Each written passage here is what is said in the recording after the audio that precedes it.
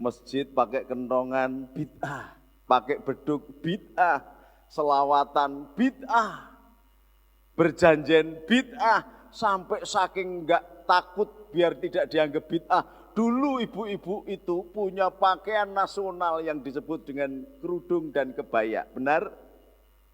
Benar apa enggak? Sekarang kerudung dan kebaya tidak ada, yang ada adalah busana model Arabia dan kepalanya diblebet kayak pentol korek.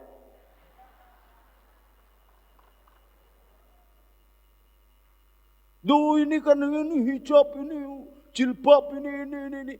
Loh, sing mudeng agama ki omong dapurmu apa kowe. Wong pendirinya NU itu ya modelnya ya mudeng agama. Nyai mbah-mbah nyai saya itu ya pakainya kerudung, tidak terus diudel-udel kayak pentol korek begitu. Akhirnya banyak rumah tangga pada ribut karena apa? Suaminya ngomong, "Mah, ambilin teh, diambilin peso." Itu. Karena apa? Kupingnya kopokan tutup semua.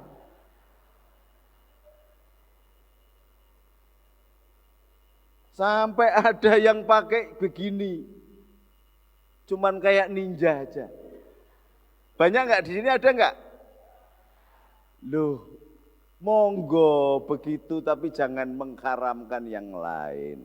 Mau pakai ninja yang ketok matane tok, sekalian ditutup pakai kacamata kuda juga nggak masalah. Tapi jangan mengkafirkan yang lain. Dan ini faham ini sudah merusup ke TNI, sudah merusup ke Polri. Maka kemarin saya ngomong kepada Mas Tarman, "Mas, itu ada kombes begitu kok bisa jadi naik pangkat kombes itu bagaimana, Mas?" "Loh, wonten apa, Gus?" "Lah iya, wong polisi kok melok-melok agama begini, terus mau menuntuti orang semua, ini bagaimana?" Terus pripun, Gus? Udah dipanggil lah, diomongin lah. Bang, polisi ini harus menjadi pagar betisnya bangsa, tidak boleh begitu. Nah, hebatnya setiap polisi yang ditugaskan menginteli kelompok ini bukan balik lagi sebagai polisi yang biasa, malah terpengaruh karena sihirnya luar biasa. Ada yang jenderal, sampai ada yang berpangkat jenderal. Anda bisa bayangkan? Kalau seandainya kemarin Marisa Haque bisa menjadi gubernur di Banten, Nur Mahmudi di Depok, yang lain di Bogor, kemudian ada seorang jenderal polisi jadi gubernur di DKI, Indonesia barangkali sudah tidak ada lagi. Teknik desa mengepung kota dipraktekkan di dalam kehidupan mereka. Karena mereka ketika dulu menggunakan wajahnya yang bermuara dari RRT dan Uni Soviet, dipatahkan, maka muncul sekarang paham komunis itu dari Arab. Dia lebih fasih mengatakan Allahu Akbar, Subhanallah, Alhamdulillah. Dan ingat bahwa PKI dulu juga lahir dari rahim organisasi Islam yang bernama Syarikat Islam.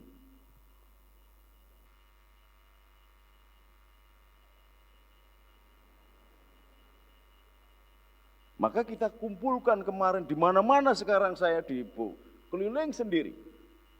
Sampai ke Batam kita siapkan bansernya sekian puluh ribu, sekian puluh di Cilacap, semuanya. Suatu saat akan ketemu, pasti akan terulang kejadian tahun 65. Kalau bapak-bapak, para tentara dan polisi, para pejabat tidak tegas, maka akan sama dengan membuka kotak Pandora, akan terjadi berdarah-darah lagi. Kenapa begitu? Karena mereka menganggap bahwa orang yang tidak satu kelompoknya, tidak satu paham, berarti darahnya halal, hartanya halal untuk dijarah dan dirampok. Ini saya nggak meden-meden ini, nanti sampean pulang nggak bisa tidur.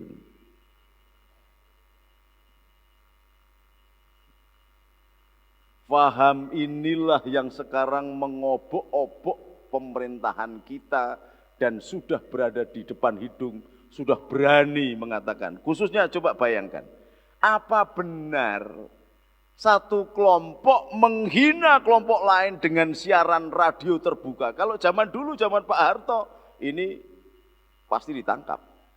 Sekarang katanya zamannya lebih baik, tapi dibiarkan. Yang namanya radio MTA itu mengkafir-kafirkan orang NU tiap hari. Coba sampean bayangkan. Ini wong podo Islame dikafirke, apalagi yang Kristen. Kalau ini tidak ada tindakan tegas, saya sudah sampaikan. Ketika kemudian si Asukino kemudian mau menuntut salah satu kiai yang ada di Jember, karena dia menghina membacanya Asukino itu tidak dikasih jeda. Jadi dibaca Asukino gitu, dia tersinggung. Harusnya kan Asukino. Kalau dibaca cepat artinya beda. Bisa bermakna asukire keno gitu loh. Dan dia ngomong begitu. Karena apa? Karena tahlil itu adalah salah, sesat. Nah, merasa dianggap benar oleh orang-orang NU, maka orang NU itu tidak merasa berbuat salah dan tidak perlu meminta maaf kepada Allah. Maka lebih baik makan anjing dan makan babi. Tahu haramnya, kemudian habis makan, kemudian bisa minta maaf. Lebih baik makan anjing dan makan babi daripada zikir atau tahlil. Ini kan luar biasa ini. Dan kenapa Pak Polisi diam saja? Kenapa ada yang, ini adalah potensi kekacauan. Kami diam saja, selama ini diam saja. Lama-lama jadi jengkel saya. Ini kenapa begini? Kemudian terjadilah pembagian dari PBNU, kemudian Gus, coba sampean yang ngomong ke teman-teman deh.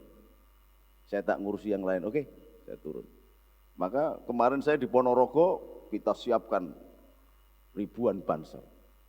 Maka kalau tidak menghendaki Indonesia ini hancur dan perang horizontal, tolong pemerintahnya, komandan kodimnya, kapolresnya, bupatinya tegas terhadap kelompok ini.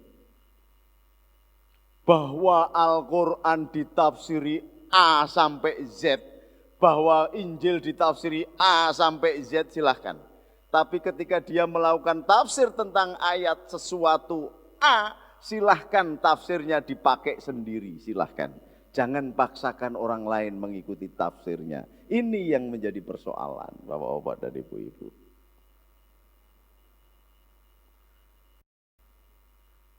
Jadi bangsa tadi mau dihancurkan caranya dengan menembak, menghancurkan, membuat bingung konsep filsafat dan agamanya. Karena menghancurkan Indonesia tidak mungkin bisa. Menghancurkan Indonesia tidak bakal bisa lagi. Karena Indonesia ini adalah tanahnya para nabi, tanahnya para wali. Bahkan Nabi Nuh itu loh mampirnya di sini dulu. Bukan di negara mana. Karena kalau sampai buka di bukunya, Nabi Nuh itu bikin kapalnya dari teakwood, bahasa Inggrisnya teakwood. Teakwood itu apa? Kayu jati. Kayu jati di dunia ini hanya ada di Asia. Di Asia yang ada cuma di ASEAN. ASEAN yang ada di Malaysia, Thailand, Indonesia. Yang terbaik kayu jatinya di Indonesia. Dari yang di Indonesia yang terbaik di segitiga emas. Blora, Ngawi, Pati, Gunung Kidul. Maka kalau tadi Mas Kokok ngomong berangkat dari kota kecil yang tidak ada masuk dalam peta dan akan membuat peta sejarah, wajar karena sampean adalah keturunan Nabi Nuh.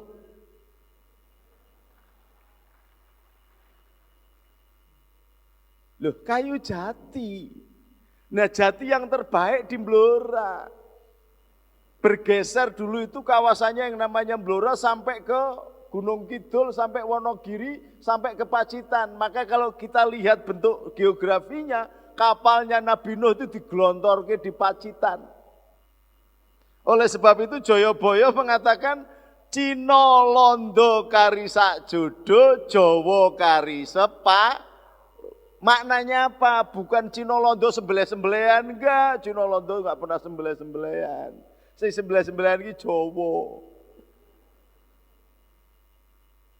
Cina londo kari sak jodo itu maknanya muridnya Syekh Subakir yang bernama Jayabaya memandang satu bentuk geostrategi, geopolitik, geoekonomi akan menjadi sentralnya dunia, maka ditariklah Pulau Jawa pinggirannya ke utara sampai 15 kilo. Menemukan satu titik kedalaman sedalam 30 sampai 50 meter. Kemudian dibikin jalan kayak jalan tol. Selebar 200 meter. Caranya bagaimana? Dibikin bendungan. Nanti tanya ke saya ceritain. Bendungan diisi dengan lumpur. Karena dulu Chen Ho juga datang membawa kapalnya dan tidak kena angin barat. Karena apa? Kapal-kapalnya sembunyi ke sungai-sungai. Lumpurnya dulu nggak ada. Sekarang lumpur totokan sungainya. Bahkan sekarang banyak menjadi WC terpanjang di dunia itu adalah yang ada di kota Jawa Tengah ini, sepanjang pantai utara. Jadi ini ada sungai gitu, WC ini wakil, pating terempel.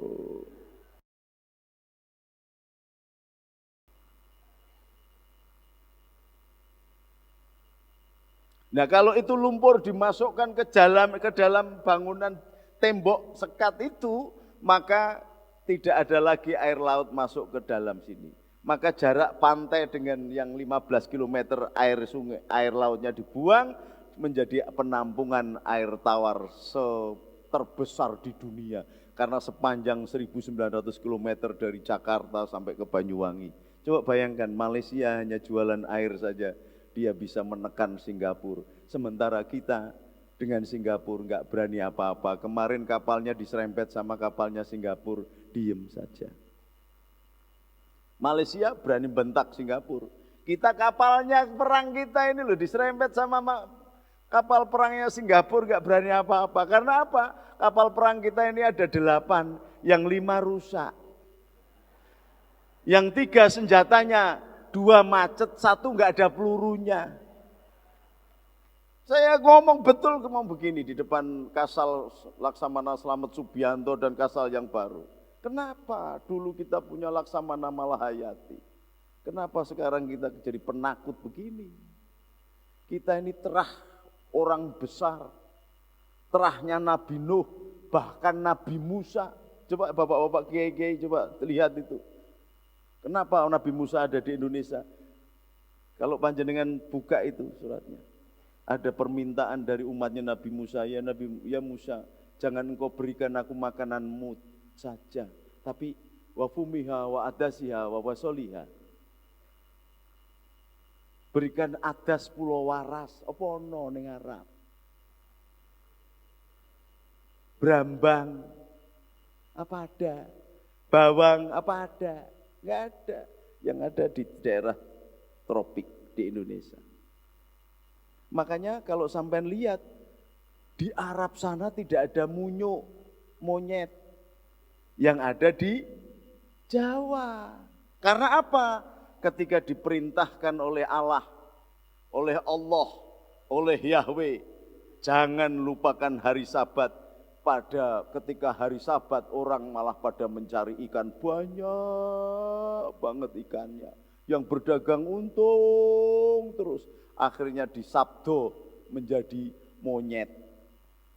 Jadi bukan kemudian kita ini keturunan monyet, bahwa ketika monyet itu di simpanse itu diteliti ada genetika manusia, barangkali itu sabdonya Allah pada waktu itu karena golek duit, enggak pernah beribadah, akhirnya jadi munyuk. Tapi bukan kita berasal dari munyuk sebagaimana konsepnya Darwin, bukan. Kita bangsa yang besar, genetika yang besar. Bahkan Adam pun berasal dari Blora ini. Dekatnya sana, dekatnya Blora. Namanya Purbalingga. Purba wiwitan lingga lanang, lanang kang wiwitan namanya adalah Adam.